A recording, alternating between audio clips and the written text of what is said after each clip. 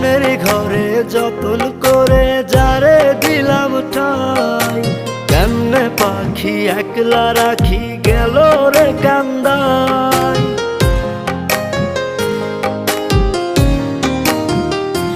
ও মনের ঘরে যতন করে যারে দিলাম ঠাই, কেমনে পাখি একলা রাখি গেল রে কান্দাই। বুকের ভেতর খা খা করে তৃষ্ণায় আমি যাব মরে, আমার জন্য একটু কি হয় না মায়া তার। খোদার কাছে মোনাজাতে বলি বারে বার, কেন